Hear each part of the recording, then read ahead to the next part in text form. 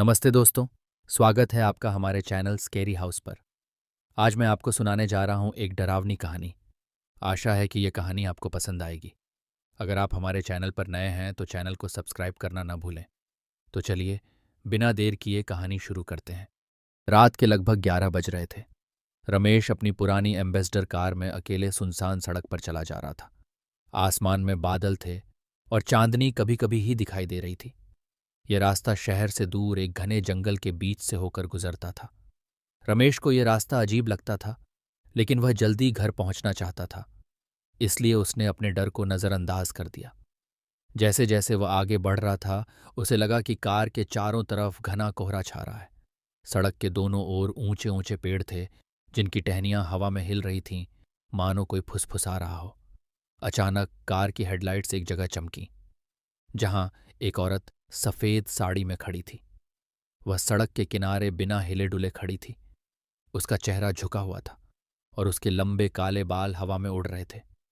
रमेश ने अचानक ब्रेक लगाया। उसका दिल तेजी से धड़कने लगा।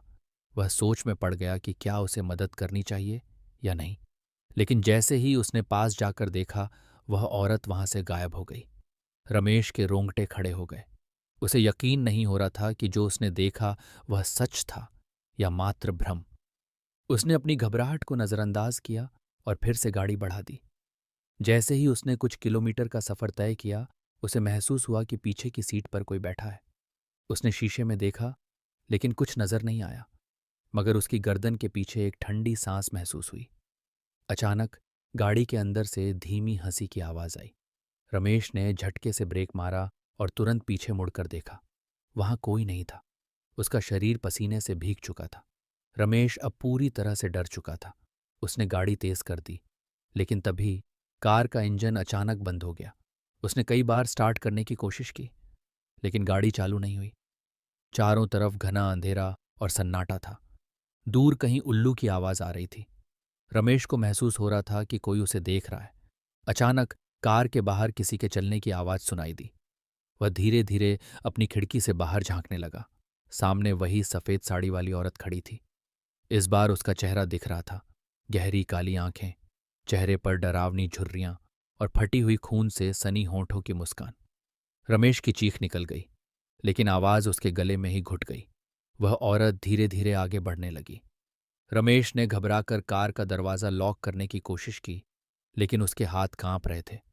औरत अब खिड़की के बिल्कुल करीब आ चुकी थी। उसकी ठंडी सांसें शीशे पर पड़ रही थीं, जिससे धुंध बन रही थी। और फिर एक पल में वह गायब हो गई। रमेश ने कांपते हाथों से फिर से गाड़ी स्टार्ट करने की कोशिश की और इस बार इंजन चल पड़ा। उसने बिना कुछ सोचे समझे एक्सीलरेटर दबाया और पूरी ताकत से गाड़ी भगाने लगा। उसकी आंखें अब भी डर से फटी हुई थीं, लेकिन वह पीछे मुड़कर देखने की हिम्मत नहीं जुटा पा रहा था। कुछ किलोमीटर बाद उसे सड़क के किनारे एक ढाबा दिखा। उसने तेजी से गाड़ी रोकी और बाहर निकल आया। उसके पैर लड़खड़ा रहे थे। ढाबे में बैठे कुछ लोगों ने उसे इस हालत में देखा तो आगे बढ़कर पूछा, क्या हुआ भाई? बहुत डरे हुए लग रहे हो। रमेश ने कांपती आवाज में अपनी आपबीती सुनाई। ढाबे के मालिक ने गहरी सांस लेते हुए कहा, तू बड़ा भाग्यशाली है जो जिंदा बच गया। वो औरत यहाँ सालों से भटक रही है। कहते हैं बरसों पहले एक नवविवाहित जोड़ा इसी सड़क से गुजर रहा था जब कुछ लुटेरों ने उनकी गाड़ी रोककर उन्हें मार दिया। उस औरत की आत्मा आज भी अपने पति की तलाश में इस सड़क पर भटकती रहती है।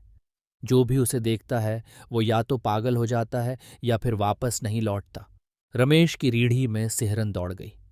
उसने ठंडे पानी से अपना चेहरा धोया, लेकिन उसका दिल अब भी जोर जोर से धड़क रहा था। उसने फैसला किया कि वह अब कभी भी इस रास्ते से नहीं गुजरेगा।